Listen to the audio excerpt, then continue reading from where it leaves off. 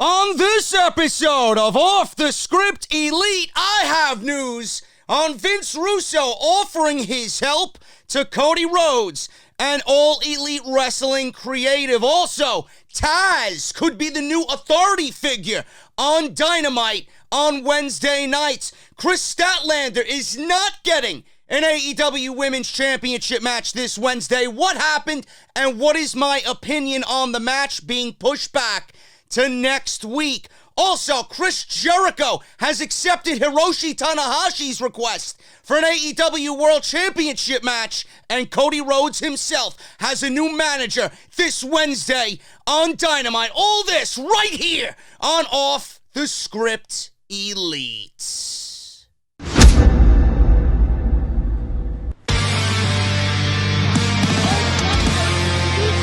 Delete! This is mine.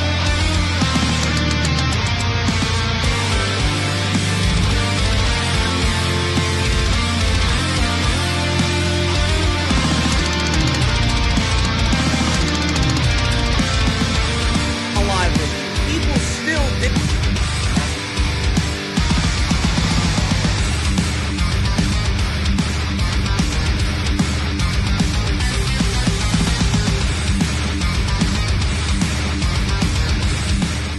What is going on, guys? Thank you so very much for joining me right here on Off the Script. This is Off the Script Elite for Tuesday, December 31st, 2019. The last, literally coming down to the wire, last episode of Off the Script Elites for 2019. I hope you guys have a great evening planned for yourselves as we ring in the new year. Me, I don't give a shit.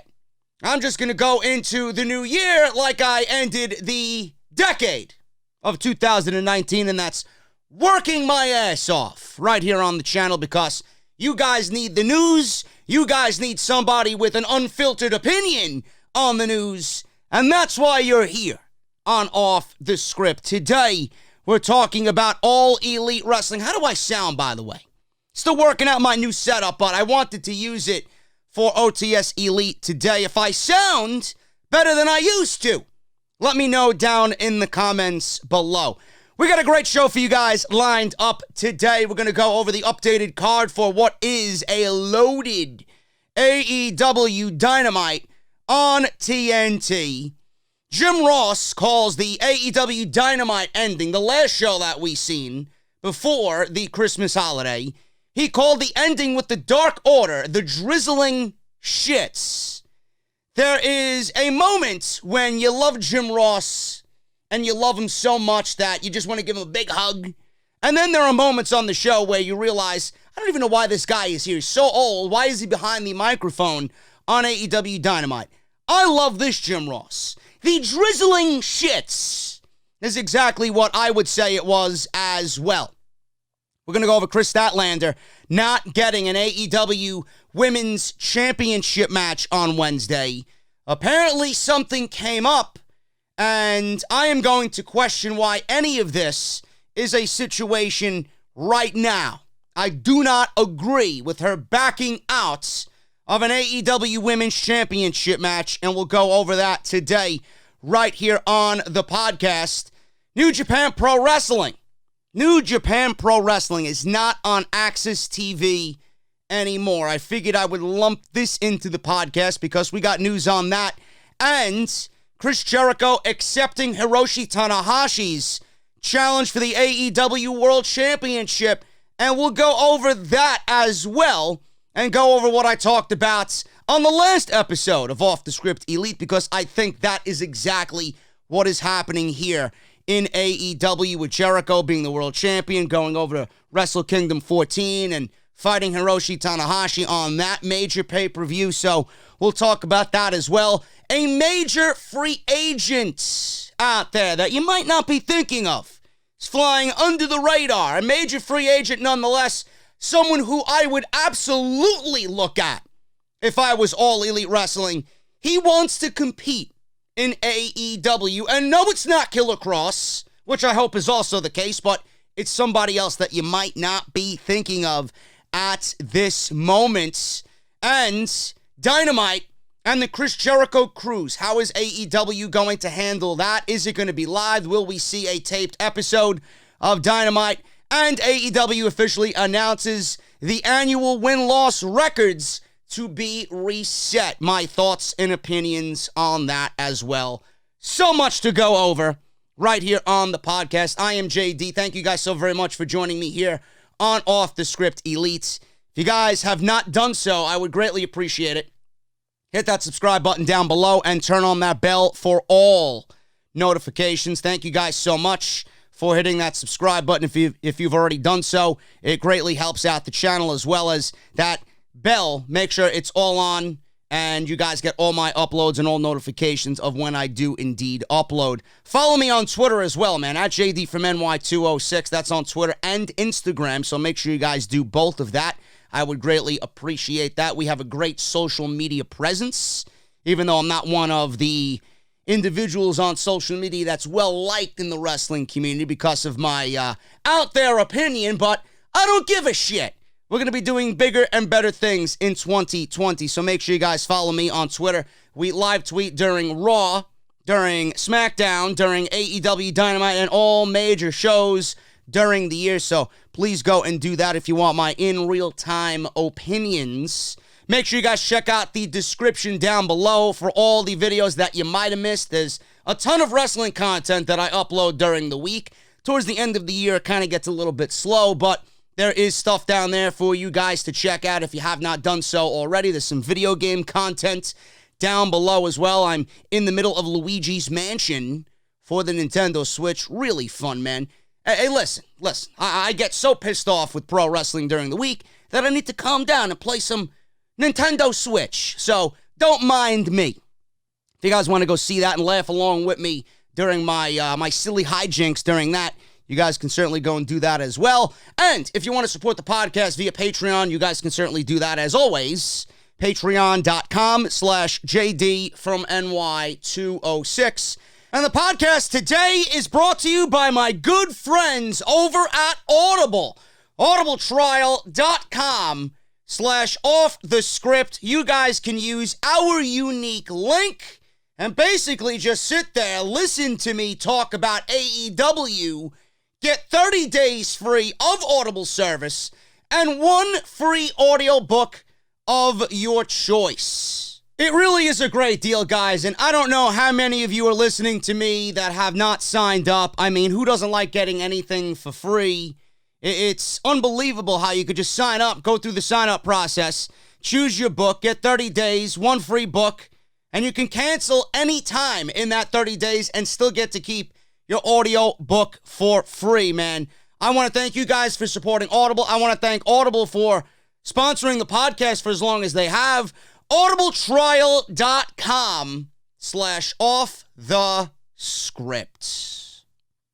All right, man, let's get into the news. I got lots of news, and if you're into the AEW thing, this is the only place where you need to be. Dynamite. They're promoting Dynamite tomorrow as a big deal. It's going to be taking place at the Daily Center in Jacksonville, Florida. They're hyping it up as their homecoming show, being that AEW is Jacksonville, Tony Khan, and the Jacksonville Jaguars. You guys know the deal and the correlation with that. They will be pretty much going unopposed, and I don't really want to use the word unopposed, but I feel like it's the only one that I could use here. NXT doesn't have a legit show. They don't have a full-fledged show where storylines are going to be built. They're taking the week off. And I don't know why they're doing that. They didn't have any matches taped for tomorrow night. Instead, they're doing the competitors, the tag teams that are going to be vying for the Dusty Tag Team Classic, which is one of my favorite events in NXT all year, because if you guys look at the 2019 version of the Dusty Tag Team Classic, it was absolutely phenomenal. And it resulted in one of the best matches that NXT put on all year with the Viking Raiders, or the War Raiders, whatever you want to call them. War Raiders then, until Vince fucked them over. The War Raiders versus Aleister Black and Ricochet at TakeOver New York. Go back and watch it. I would not be surprised if they actually show that match in full on NXT Wednesday, being that we got the Dusty Classic being announced, and that was the final in 2019. It's not a full-fledged NXT show. They're going to be showing highlights. They're going to be going over the NXT awards that they usually do. So they might show some great matches that you might not be aware of. You know, NXT has a lot of new viewers being on the USA Network. They might show some matches from takeovers that you might not have seen yet. And if that is the case, it's going to be very difficult for AEW even still during an off week for NXT. But AEW has a great show in their own right, and I hope they put that really subpar. It was a good show. It wasn't their best show. The last show that they had on the 18th, I think it was, or the 17th, 18th, the week before Christmas. That show, where it ended with the Dark Order. I think a lot of people want to forget about that. That was the last visual that we seen, so hopefully they come out in the start of the new year and really give us something to sink our teeth into. And we should really be seeing the build for Revolution start immediately. And you can see by what I got listed here that we might very well be seeing that Revolution build. Now, we have a guest appearance by Taz, which I'll go over in a second. Don't know why he's there, but there are rumors that AEW wants to welcome, or add, I should say, a welcome addition in the form of an authority figure. We'll go over that in a second. MJF is going to be there live. He might have a live microphone, and that's always money. No question. Jon Moxley versus Trent. I can't see that being more than a couple of minutes. They got so many matches on this thing, they might not be able to fit everything on this show by what I'm looking at. Jon Moxley versus Trent, which might be one of those things that's a 4 or 5 minute squash at that. Trent is no pushover, but the way Moxley's being built up, he is being built like a Brock Lesnar type. Unbeatable. A savage. Will Jon Moxley accept Chris Jericho's invitation to join the Inner Circle? Obviously, we all know the answer. It's going to be the interaction that's going to be money between Moxley and Jericho. Cody Rhodes versus Darby Allin. This was something that happened at Fyter Fest, I believe. And then they went to a 20-minute draw at Fyter Fest. And now we got them fighting again. Because Darby Allin came out, offered him, Cody, his services, and they beat the Butcher and the Blade. I didn't like that outcome. They made it seem like this was the big deal here, where this was nothing more than a 1-week thing. And now this is leading into this week. Meanwhile, the Butcher and the Blade were hired by MJF, and now they are out of the picture. I don't know if they're going to be with AEW full-time or if they were just there for this current stint, this small stint that they did with MJF, being hired guns to go after Cody, the Bunny, the Blade, the Butcher, whatever. I don't know. I didn't like it. I didn't like them being beaten in their second week. But we got Darby Allin versus Cody Rhodes, which should be a great match. The first match was great. Everything Cody has done has been phenomenal. Everybody loves Darby Allin. If there's one guy on the AEW roster that's been built up and people want to see more of and they're invested in, it's Darby Allin. So that's going to be interesting to see. Kenny Omega and the Young Bucks versus the Lucha Brothers and Pac. I don't know why the Lucha Brothers and Pac are teaming up. I don't know what the Young Bucks have to do with the Lucha Brothers right now. Maybe it has tag team standing implications. I don't know. But the story here, primarily, even though there is history with the Bucks and the Lucha Brothers, is Pac and Omega. Because Pac wants his rubber match. That's the story going into that one. And AEW Dark. They've announced matches for AEW Dark, which will air on YouTube. The tag team match that is being promoted is Billy Gunn. Yes, badass Billy Gunn will team up with his son Austin to take on Ortiz and Santana of Proud and Powerful. So that's that. And we're also getting Cody Rhodes announcing that he has a new manager in Arn Anderson. That is the news making the rounds. AEW has announced on social media that Cody Rhodes will be managed by Arn Anderson in 2020. Now, AEW has teased a partnership between these two men in the past few months, with Anderson coming out to help Cody in his match against Shawn Spears. Anderson was dealing with the interference from Tully Blanchard when Anderson appeared and hit his trademark spinebuster on Spears. Interestingly enough, at that point, Anderson was one of Cody's father's biggest rivals back in the day when the two were in their prime. So you know the history there between Arn and Dusty. But Cody clearly feels he can trust Arn to have his back. So they broke the news via Sports Illustrated on Twitter. Cody has promised never to challenge for the AEW Championship ever again. One has to wonder, if he continues to climb the rankings, is he going to get another title shot? I would say so, because it wouldn't be pro wrestling if they went against what they originally had stated months prior. You know, it's like, yes, Cody is going to wrestle for AEW and never get another world title shot again. Give me a break. Give me a break. They'll find some loophole. They'll make some storyline happen on TV where he gets another title shot. Arn Anderson might be his in to get another title shot here in AEW. We don't know. But the addition of Arn Anderson clearly has to do with the fact that MJF said that Cody has no friends. And clearly he does. Clearly Cody Rhodes has friends in very high and prestige places. So we'll see what happens there. It's going to be interesting how Cody and Arn come off on television on Dynamite. It should be one of those segments that kind of stops you from doing what you're doing just to pay attention to Cody, because he's absolutely been phenomenal on the microphone and literally in everything he's done for AEW. If you talk about MVPs for pro wrestling in 2019, it's definitely going to be Cody Rhodes in that discussion, along with Jericho, Adam Cole, etc., etc. So I'm very interested to see how that comes off on Dynamite on Wednesday night.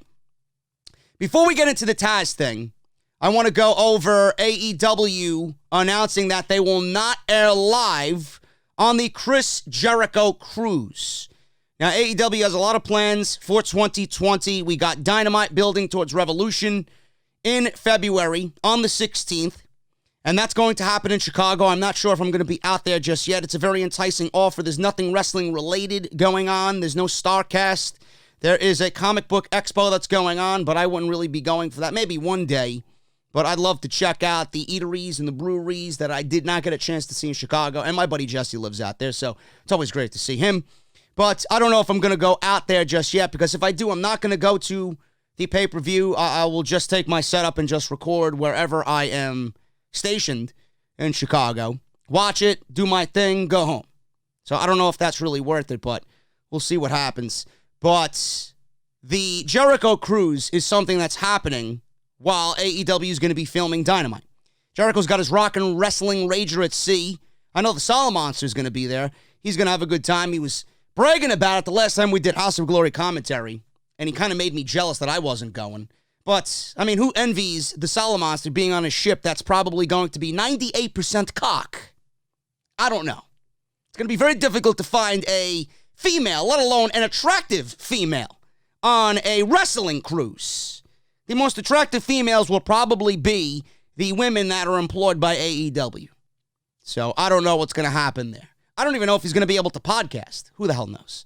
We'll see what happens. I hope he has a good time regardless. He deserves it. Dave Meltzer noted on Wrestling Observer Live that AEW is planning on holding Dynamite on Tuesday on the week of the Jericho cruise. So it's going to be a tape show. They're going to tape, I believe, in Miami. That's where the ship is going to be setting sail from. So they're going to tape in Miami, and it was noted that the internet isn't very good at all on the boat, so they won't be able to do anything live from where they're going to be out there in the middle of God knows where. So there will apparently be 3 hours of wrestling every night on the boat except for Tuesday. It's a lot of wrestling. They'll be holding a 2-hour Dynamite taping to air the next night on TNT. Obviously, there will be spoilers. I will do everything in my power to not look at the spoilers because I really hate, and I hated it when NXT did it. I hate it. I avoided them like the plague. I didn't want to know anything at all, but it was so difficult to, and I'm probably going to run into the same issue here, but we'll see what happens. So Dynamite's going to be taped. That is going to be from the 20th through the 24th. The cruise is sold out. So Dynamite that week is going to be taped on TNT on Tuesday to air on Wednesday. Speaking of Dynamite, AEW has officially announced that they will reset their win-loss record at the beginning of each calendar year. Now, it appears that their method will go in the mentality of a sports franchise, having wins and loss records reset at the start of each season. Now, All Elite Wrestling tweeted the following on December 26th, one day after Christmas, and I quote, "New 2020 annual records will begin on AEW Dynamite Wednesday, January 1st. Career AEW records will be cumulative, and the annual records will reset each calendar year. The annual records will be increasingly important in the rankings as the new calendar year continues." I'd love to know who they have in charge of all of these rankings and how they're going to go about that. Now, it seems like AEW wrestlers will have one record for their overall. I didn't understand this when I read it. I thought they were just wiping everything clean, but I'm happy to know, and I'm happy to tell you guys that it seems like the AEW wrestlers will have one record for their overall win-loss record completely. That's not going away, so I'm glad to see that. And one for their yearly specific record. So for the year 2020, you will have a record, and that record will be deleted come 2021 January 1. But the overall record that you have will always remain. Similar to how they currently have one for their overall record and one for their singles record, it is still unclear how much each will be taken into consideration going forward, but they appear to be very strict on putting the emphasis on a performer's yearly record.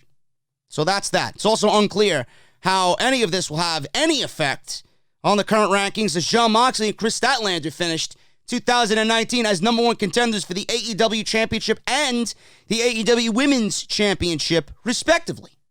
That's something that I kind of threw out there on Twitter without really knowing much of what else was going on. I didn't know that they were going to have an overall record and a yearly record. I guess that kind of eases my thought process on the entire thing. But the one thing that I really didn't understand is why they're doing it now.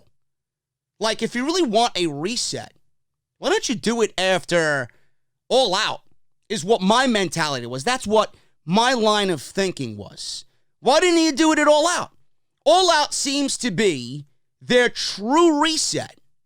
Or you could have even waited till after All Out. You could have did it on that debut. You know, that's that month where you debuted in October. You know, make it a full calendar year. It seems like the way it came off is that they're doing it on January 1st, and this is, I believe, their 12th week. It's going to be their 12th week of TV. And it came off on social media when I read it as if they were wiping everything that they did in the last 12 weeks to be useless. Like, why would I want somebody's record to go away after only 12 weeks when you're building towards a pay-per-view where Jon Moxley and Kris Statlander, mentioned in this report, are the number one contenders? I'm thinking, well, look at this. Moxley's record is eliminated now. How does anybody know that he's going to be number one contender? It just seemed, in my opinion, abrupt. It seemed very just out of left field that they did this now. Don't know why they didn't wait till a real reset, how WrestleMania and the Raw after WrestleMania is considered a reset, which we all know it's not, because we see the same shit every single year. Nothing really changes. But they could have really went into All Out, and that Dynamite that followed All Out in August, or in September, I should say, is considered a true reset show. So that's what my mentality is. I don't mind the fact that they want to treat this thing like a season. I really don't. And I just want the standings to really hold up and mean something. I don't want them to deviate away from that. I've been enjoying it. It makes the matches feel important. You know, if you lose, you drop down. If you win, you'll get somebody that really isn't in the top 5 and they win and pull off an upset, they go into the top 5. I like it. It gives meaning and importance to what we see on TV. Hopefully they can maintain that. I don't really feel all that jealous of the individual who has to keep track of all this shit and put out the weekly top 5s across the board. It seems like a very strenuous position, but hopefully they could make sense of the annual win-loss record. And now that it's being reset, you got the yearly record and the overall record. So I'm glad to see that the overall record is still intact for AEW. Vince Russo. Yes, Vince Russo, bro. Cody, I'm here to tell you, bro, I have yet to get a response, bro. The invite, bro, is still open to @Cody Rhodes and Tony Khan following you on Twitter. Feel free to follow back for free advice. I want to help make pro wrestling healthy again. Not interested in a job, just trying to do the right thing. My offer expires on 12/31, bro. I didn't throw enough bros in there. That was his original tweet. You think I'm making this shit up as I go along? That was his first tweet to Cody Rhodes and Tony Khan. Now, he tweeted again today. As I record this, it's Monday, 3 o'clock. This was 5 hours ago. He tweeted this. And he says, and I quote, @Cody Rhodes and Tony Khan, you have 2 days to take me up, bro, on my free advice that would help AEW wrestling, bro. It's off the table come Wednesday, bro. This was never a publicity stunt, bro. I just wanted to be able to look myself in the mirror, bro, and say, you tried, bro. I did, and I have, bro. End quote. Now, what am I saying here amongst all these bros? Vince Russo wants to help AEW in the creative department. He says he's not looking for a job. Vince Russo's been watching Dynamite from home, but he's willing to help and do more to help out. Now, obviously, we all know Vince Russo's position during the Attitude Era. He was a former WWE and TNA creative writer, and he extended an open invitation to Cody Rhodes and Tony Khan to help out All Elite Wrestling. I'm assuming after all the blow-up and the backlash stemming from the December 18th episode of AEW Dynamite. Now, the way I read this, it's as if Vince Russo is holding Brandy Rhodes ransom and wants something in return for her safety. That's the way I read it. I don't know what he could do to help AEW wrestling. I don't know if Cody and Tony Khan want or need any help. I don't know what type of help they need. It might not be in the form of Vince Russo. But all I will say is this on this particular situation. You know, Vince Russo might be looked at as somebody that isn't, a serious mind when it comes to creative anymore. A lot of people look at him as if he's a joke. A lot of people don't like the way he comes off. The one thing you got to understand about Vince Russo from what I know of him just by listening to him is that he fucking cares. He really cares. He has a mind for the business that not many people do have. I don't know why you would turn someone away with the vast knowledge that he has just being in the positions that he's held previously. He might not come off to you as someone that you would put on your creative team, but you have to admire the simple fact that he's putting himself out there, wants to put all the negativity that came to him by Cody Rhodes blasting him several months back. Threw him under the bus pretty much. I don't know. I don't remember what he said. Something homophobic. I don't remember what it was. But I think that was the case. I'm not really sure. I don't want to go out there and make assumptions, but I think that was the case. But you got to admire him for going out there and just kind of shooting his shot. Because you never know if Tony Khan or Cody Rhodes do reply. Maybe they have. I don't know. Maybe they have. In the 5 hours that has passed since this last tweet, maybe they've replied. I don't know. Now, I know if I had a wrestling company, if I was a startup and I had 12 weeks of TV, and Vince Russo came to me and was a big fan of what I did and offered me his help, and he didn't want any monetary gain from it, he just wanted to give his opinion and help me get on the right track, maybe give me some ideas, a few ideas, I would absolutely take him up on the offer. I mean, he's got so much experience in this business, it would be silly for me not to take him up on the offer. But the way it comes off, it's just hilarious. It sounds like he's holding Brandy Rose hostage and he's asking for ransom money, 2 days you have to take me up on my offer for free advice, bro. That would help AEW Wrestling. The offer is off the table on Wednesday, bro. That's the way I read it. It's the way I read it. So it's not a publicity stunt. And some people I know in the community are going to take it as that because they're a bunch of fucking cretins. But if he offered me advice, I'd take it. I don't think Cody's going to take it. I don't think Cody needs to take it. I don't think Tony Khan is interested in taking any advice from Vince Russo. They got a lot of good minds right now employed by AEW, or in AEW, I should say. Tony is employing some good minds right now anyway. So it's admirable that he went out there and took his shot. That's all I got to say on that. So we'll see what happens. We'll see what happens. It's very interesting that Vince wants to help out AEW. And like I said, if I was AEW, I'd give him a shot. What is the worst that could happen? Really, what is the worst that could possibly happen? Vince McMahon should have called up Vince Russo. I guarantee he'd be booking better television than we're seeing now. I don't see what the big deal is. Give him a shot. If it doesn't work out, there's the fucking door. AEW wants to add, or possibly, the rumor is, possibly, could be adding a commissioner or an authority figure to AEW Dynamite. Now, it was announced this week that former SmackDown commentator Taz will be appearing on the New Year's Day episode of Dynamite. One thing I want to get out there. One of the weakest points, or one of the weakest aspects of AEW is their, not creative thing. I got this Vince Russo thing on my mind. One of the bigger aspects that they need help on, AEW, is their commentary team. I know I've mentioned Jerry Lawler on Monday Night Raw. Jerry Lawler does not belong on Monday Night Raw. And I love Jim Ross. He's absolutely the greatest to ever do it. I grew up with Jim Ross. You might think otherwise. You might have grew up in the early 70s, the 60s. You might have your favorites, you know. I grew up with Jim Ross. First seen Jim Ross in the WWF back in 1993.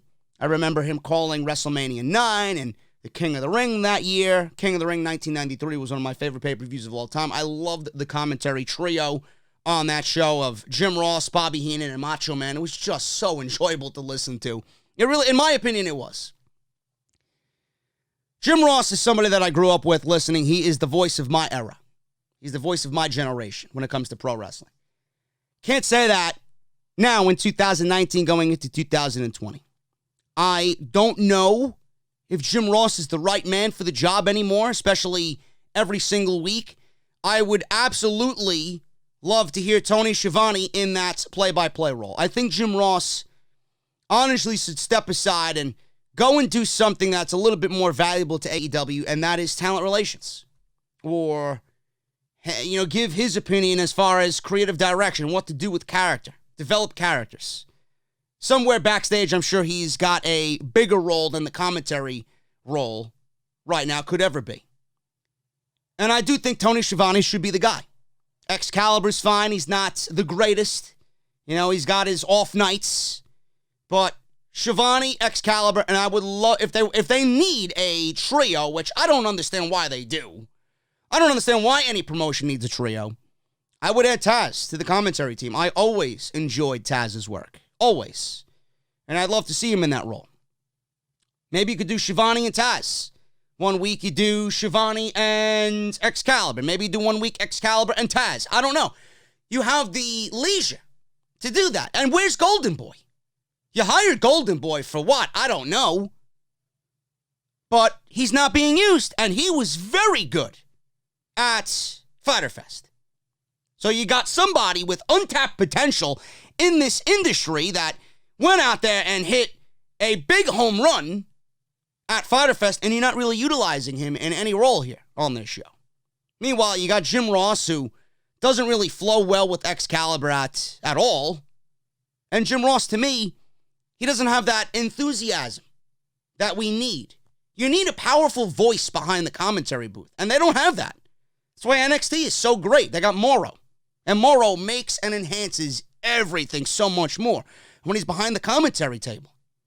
But now they're bringing in Taz to possibly be a authority figure.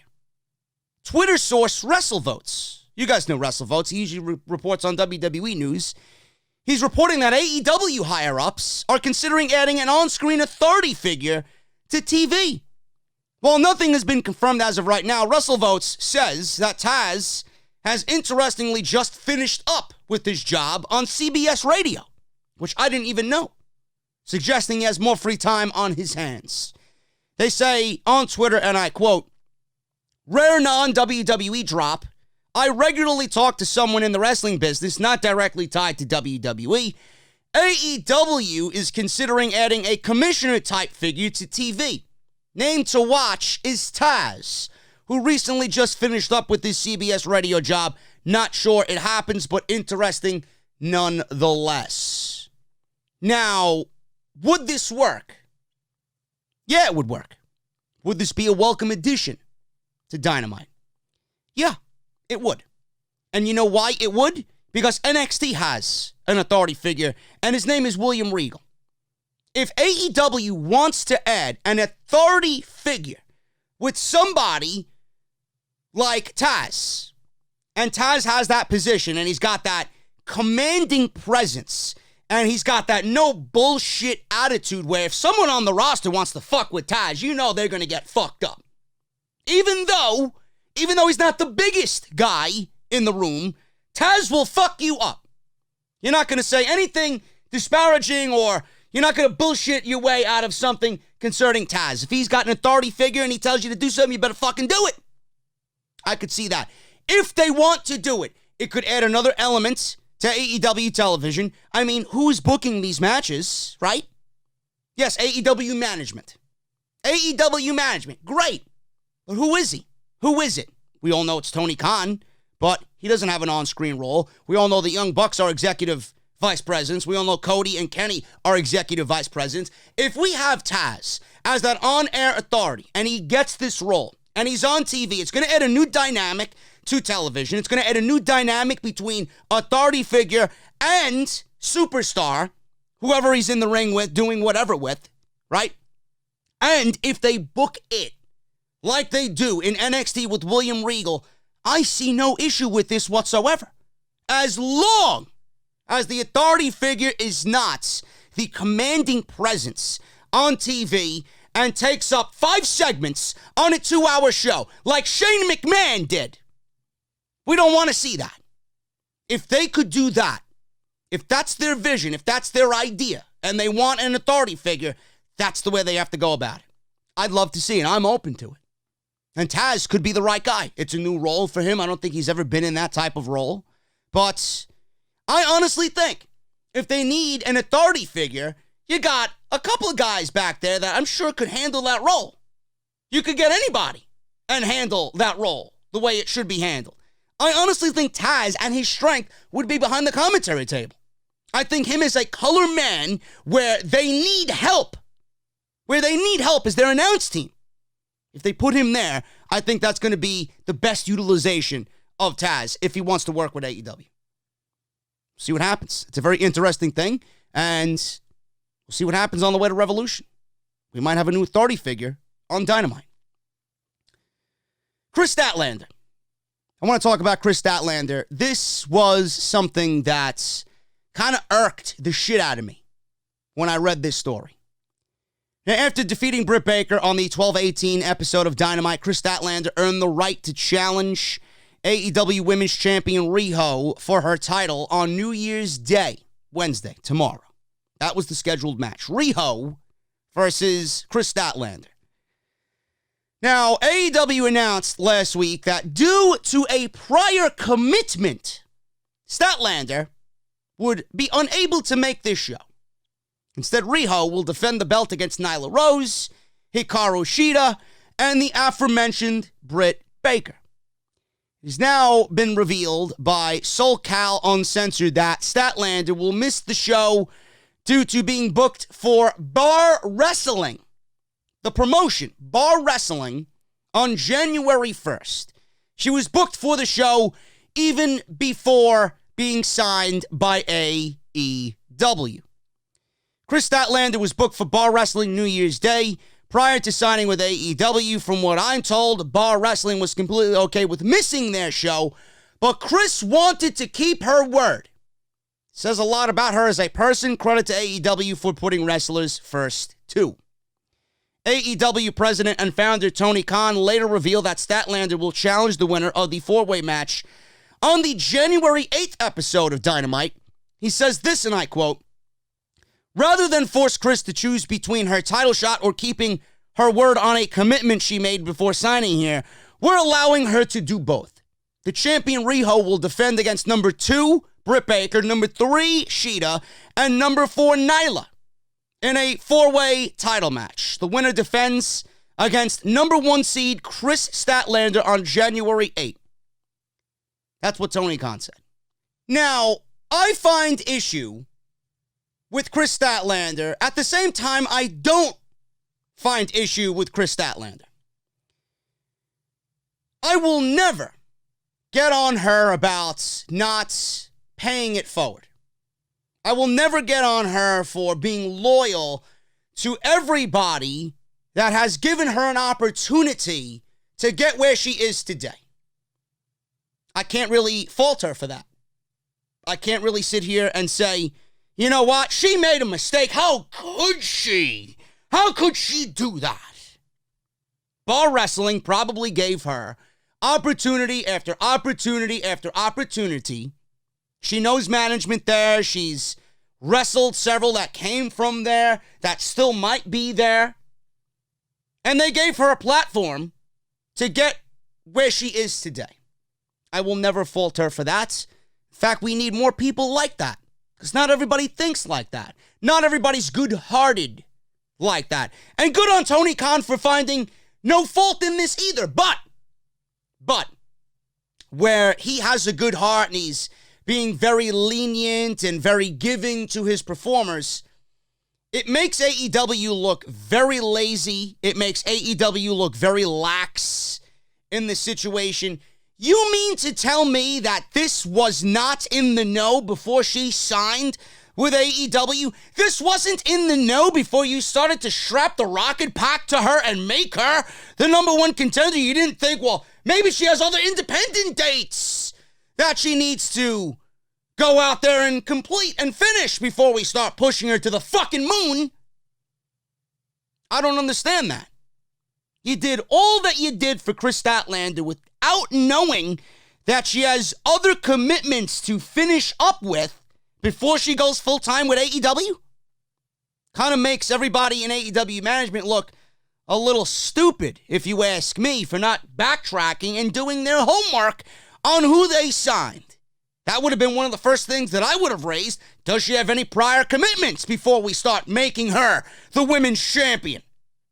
I don't get it. I really don't understand that logic. Now, I don't fault Kris Statlander, but at the same time, I do. You know, I don't think Bar Wrestling would have any issue at all, about letting Kris Statlander say, you know what, don't do our show, go and do AEW Dynamite, and go and win the Women's Championship, and go and make us proud. We're happy to be a part of the journey and give you an opportunity to see you succeed. Now you're at this level, we're just happy to be a part of your journey on your way to the top. I don't think they would have given a single shit about Kris Statlander not making the show. I'm sure they had a plan B, C, and D already lined up if Kris Statlander didn't make the Bar Wrestling show on New Year's Day. What does it say in the mind of Kris Statlander, though she has a good heart, and though she's being loyal to Bar Wrestling, what does that mean to Kris Statlander that AEW is giving you the opportunity to more than likely win their fucking women's championship? You're going to be the AEW women's champion. And you're saying, now, you know what, Mr. Khan, I'm not going to take that offer. I'll win the title on the 8th. And then we can continue this partnership the way that it was intended to be. AEW is giving Kris Statlander more than likely, because Riho sucks. Don't even know why she's the women's champion to begin with. The women's championship. How does it make the women's championship look if Kris Statlander says, nah, I'm going to go do this independent show, and then I'll win the AEW Women's Championship. I don't understand that. That's a blatant disrespect to the AEW Women's Championship. You're being gifted this championship, and you're being given the rights to have the entire division built around you, and you want to go and work a fucking indie show in front of 200 people?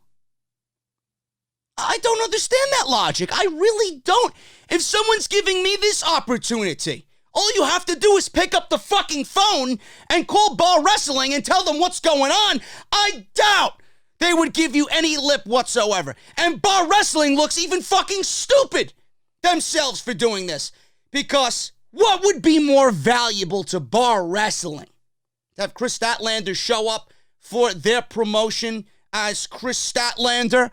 Or would it benefit them more to have AEW Women's Champion Kris Statlander show up on January 1st at Bar Wrestling? This situation doesn't make any sense whatsoever. It really doesn't. I don't think anybody thought at all in this entire back and forth. I don't get it. Bar Wrestling could be looked at as the biggest fucking idiots in this entire thing. Instead of having Kris Statlander show up as AEW Women's Champion, no, they just want Kris Statlander. Who's Kris Statlander?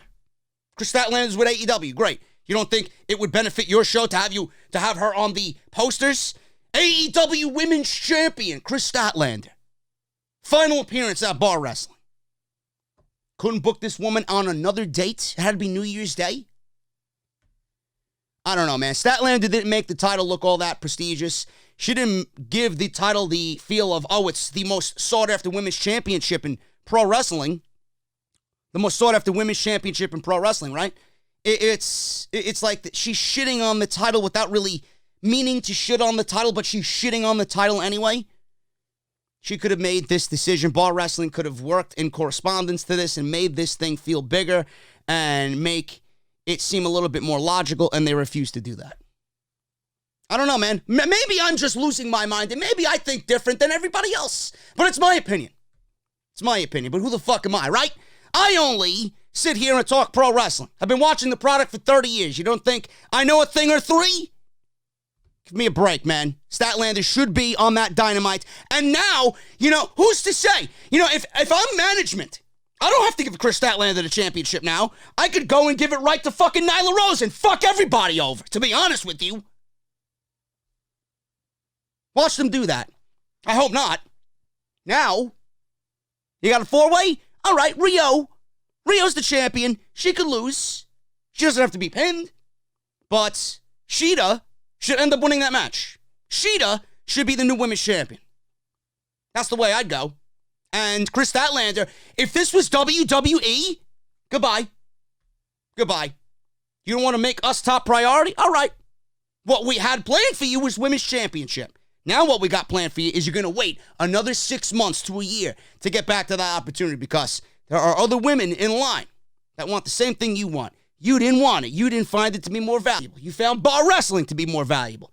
Tough shit. AEW could simply do that if they wanted to. I doubt they will, but this is a business. You make AEW your priority now, not Bar Wrestling. Moving on, man.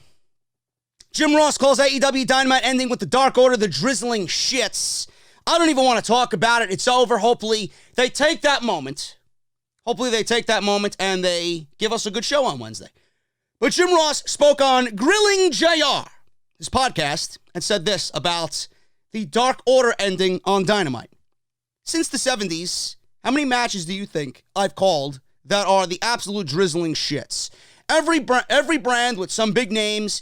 You don't have to be an unknown under a mask to shit the bed. I knew that the crowd did not go crazy with how we went off the air. You can feel those things. There are stories being told. That's great market research for all of us to pay attention to. I never knew how bad that piece of business was until it was everywhere. A lot of people wanted to make sure I saw it as if I could go back in time to fix it. It was poorly executed, and hopefully nothing like that will ever happen again. I know everybody that has the ability to change things in AEW are well aware of it. If I had not seen that clip, I would have not known just how bad it was. Not an ideal way you want to go off the air, but come on, folks. Though he goes on to continue, it wasn't all negative, but he made things clear on how it could be improved on. He says, and I quote, "Everything people saw can be fixed. I'm as excited about this brand as I've ever been. I know we're going to be fine. It's going to take some time. How much time? I don't know. A year from now, I think we'll see a lot of growth. Things change, different faces in different roles, new talent coming in.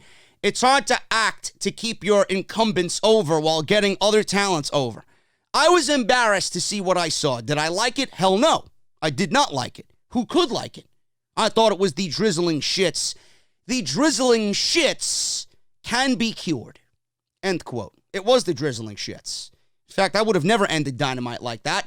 I would have ended Dynamite with the Young Bucks winning the tag team championships.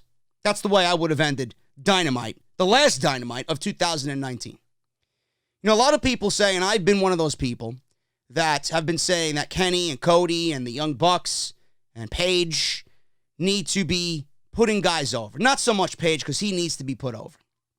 But the Bucks, they came in with so much fanfare. They're almost bulletproof. Omega is bulletproof. People are now shitting on the way Kenny is being booked. But it's all in the story. It's not going to be like that forever. AEW has lost momentum.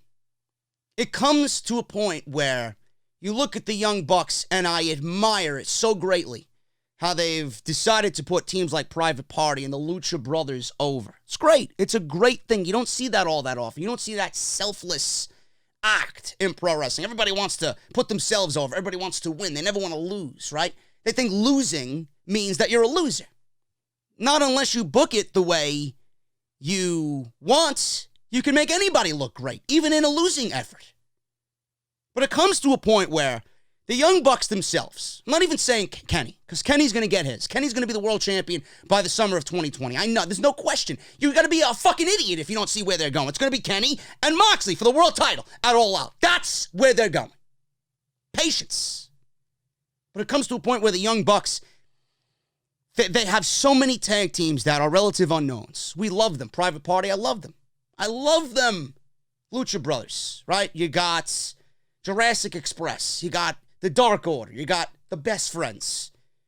You got these tag teams, SCU, in AEW, but nobody knows. Realistically, nobody knows who they are. Who are they? Who's Private Party? I know who they are, but the majority of the pro wrestling landscape know who Private Party is? They don't have any social media presence. They don't have any big matches under their belt. They don't. They don't have any national exposure outside of what we've seen of them on AEW. How would it look if the Young Bucks were the tag team champions to close out Dynamite, went on a lengthy reign, the tag team division was being built up around them, and when the Young Bucks go on an unbeatable streak as tag team champions, wouldn't it look much better if the Bucks are champions and get beat by an up-and-coming team than giving the titles first to an up-and-coming team and have the division built around them when they're relative unknowns? I think it's to a point right now where I think we've hit the wall with the Young Bucks being selfless. I think it's about time that the Young Bucks go out there and start eating from the adult table. Enough of the fucking scraps. They've wanted to sit at the kiddie table, and they've wanted to eat the scraps. Now it's about time they sit at the dinner table with the adults at the head of the table, and they start ordering shit around. That's the way it needs to be. It's going to look much better when the Young Bucks are tag team champions, go on a lengthy reign, and then have an up-and-coming team that has enough momentum built up underneath them to beat the Bucks. Then they will be more over for beating the Bucks, not the other way around. It's great what they did, but it's not working at this moment in time. You have to take and build yourself. I know they didn't want to have to go the route where, we have to do it ourselves to make things right. I get it. Now it's about time you do it. Because I don't think the momentum is there in the tag team division. I don't think the momentum is there anywhere right now. We need to see guys like Kenny and the Bucks at the forefront. Because that's what they were brought in here to do. They have more star power than everybody on this roster collectively combined. That's who you build your brand around. It didn't need to happen right out of the gate, but now it needs to happen. Because if AEW is to succeed, those are the guys that everybody wants to see at the top. Then you build everybody else around them and build them to be at their level. That's what needs to be. Moving on here, man. Quickly, because I don't really want to talk about this. It's very self-explanatory, the way I'm going to read it. New Japan Pro Wrestling canceled off of AXS TV. I watched AXS TV every now and then. I was watching some of the G1 Classic, the G1 Climax this past summer on AXS. I seen a match with Lance Archer and Will Ospreay. Fucking phenomenal. Some good shit on there. I seen Kenta versus Kota Ibushi, where he blew out his fucking ankle. Some good shit. I don't think Kota Ibushi is a normal human being. I think he's a fucking android shipped out of the Charlotte fucking warehouse. I don't know what the fuck that guy is on, but Jesus Christ. My goodness, man. It's like he's impervious to pain. I watched. Now I won't be able to watch New Japan unless we all subscribe to New Japan World.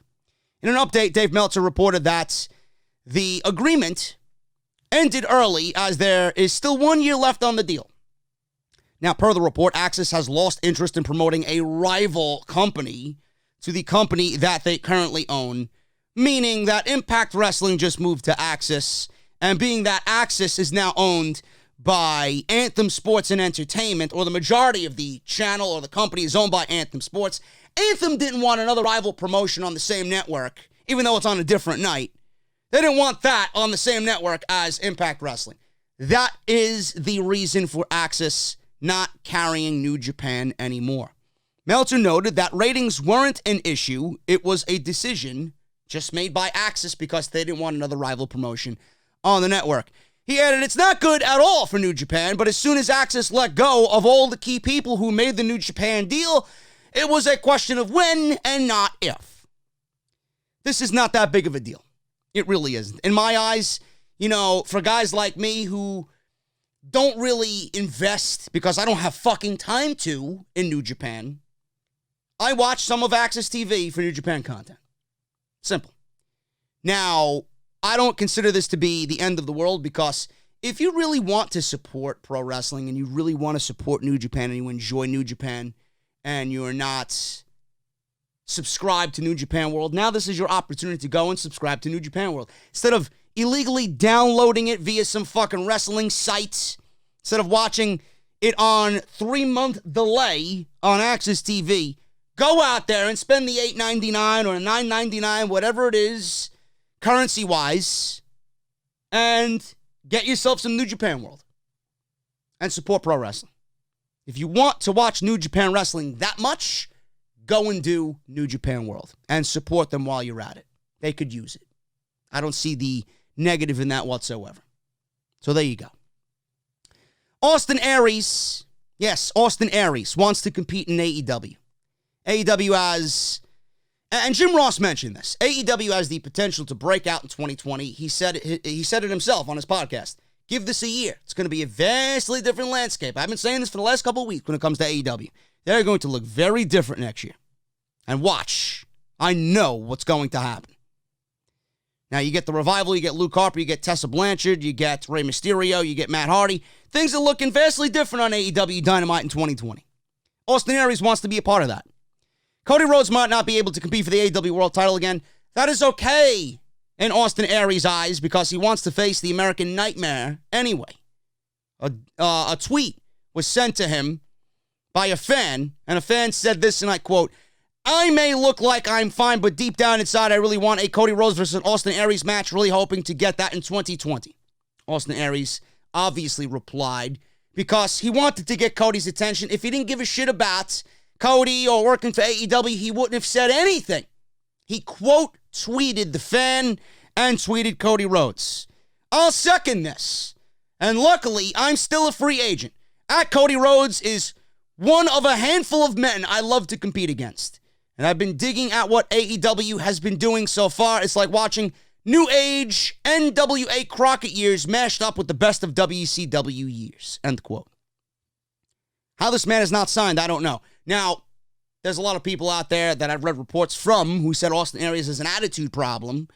But I don't know how much of that is exaggerated or, one of those things that's just, talked about and it's not really the case. Why this guy's still free agent and why AEW has not picked up on him, I don't know. WWE clearly didn't want him. They got him. They didn't know how to use him. The guy was wasted in WWE. He went to MLW. I don't know the reason why he split with MLW. It might have been those attitude issues. I have no idea. But if Austin Aries is wanting to compete in AEW, I honestly think that would be a great fit. He is too good to go unemployed. And if I'm looking at Austin, or if I'm a wrestling promotion and I'm looking at someone to fill my fucking talent pool, Austin Aries is definitely on a list as far as I'm concerned. So maybe we see that. Maybe he's one of those guys that comes in 2020. We don't know. It's going to be interesting. Like I said, 2020 is going to be a very, very different year for AEW. Finally, guys, Chris Jericho. Save the best for last. A little bit of the bubbly, which I will be opening tonight. I will be opening 2 bottles tonight, actually. I might. I know I'm going to be with Hodge, if he's listening. What's up, brother? I'm going to be with Hodge. I'm going to be with maybe some other House of Glory talent. Might even be hanging out with a fellow named BC. Not really sure. Hopefully he makes it. But Jericho has his bubbly. I will be drinking his bubbly. But Jericho is accepting Tanahashi's challenge for AEW and the AEW Championship. Tanahashi recently said that Jericho is the Le Champion of AEW, but he might just beat Jericho at Wrestle Kingdom and open that forbidden door to All Elite Wrestling and challenge for his title. Jericho recently sent out a message to Tanahashi saying that he's more than welcome to come to AEW and face the Le Champion. He has to beat Y2J at Wrestle Kingdom first. Says this, and I quote, special message for Hiroshi Tanahashi and New Japan Pro Wrestling. Getting ready to fly to Tokyo on my private jet, and I read your comments in Tokyo Sports, and I agree. If you can beat me in the Tokyo Dome on January 5th, I will give you a shot at the All Elite Wrestling World Championship, #Forbidden Door. Fans might be getting really excited about this. I do not think that this is anything at the moment. In my honest opinion, I do think at this point AEW and New Japan are teasing a relationship because New Japan knows that Ring of Honor really isn't in the best shape right now. That deal might be coming to a close in 2020, and they're looking at a potential partnership with All Elite Wrestling. They don't have a relationship right now, but this could be that forbidden door that slowly opens. Some stars are allowed to work for both companies if they're Chris Jericho, Jon Moxley, Kenny Omega. Could be one of those guys as well. We'll have to see if someone like Brody Lee, a.k.a. Luke Harper, might also fall into that category later on if he signs with AEW. Might be fun to think about, but AEW and New Japan don't seem to be close at all to working together. That being said, if anyone's going to pull off some form of official working relationship, it could be Jericho being the gateway to having that happen. Now, New Japan, this is just an assumption. If New Japan sees Moxley and Jericho being rented out by AEW, allowing those types of guys, which AEW doesn't have to do. AEW doesn't have to do that. If AEW is allowing those guys contractually to go over to New Japan, who's to say New Japan wouldn't return the favor and allow Hiroshi Tanahashi to show up on a Dynamite episode and challenge Chris Jericho for the AEW Championship or a pay-per-view, for example. A pay-per-view. Maybe we get that before we get to Revolution. It's a possibility. It is truly a possibility. Now, the only reason why they're doing this, and I said this the last time I reported about this, the only reason why, in my opinion, they're doing this is because before all of this talk actually started to heat up, it was Jericho, the AEW champion, going into Wrestle Kingdom to fight Hiroshi Tanahashi. And by all accounts, I think everybody under the sun was picking Jericho to win because he's walking in as AEW champion. He's got a match with Jon Moxley, more than likely at Revolution. Why would the AEW champion lose a one-on-one match in New Japan if he's as champion? when he's never lost a one-on-one match in AEW as champion. So they're raising the stakes. They're raising the stakes. If Tanahashi beats Jericho, he gets a title shot. But why are they doing that? Because the match going in was way too predictable. They're doing this not as a potential partnership, even though it could be a possibility and that door could be just cracked open just a little bit. But they're doing it because the match was too predictable and they wanted to throw fans off and make the outcome less predictable. And that's how they're going about doing it. Tanahashi wins, he gets an AEW championship match. Everybody knows Tanahashi is very capable of beating Chris Jericho. If he does, he gets an AEW championship match.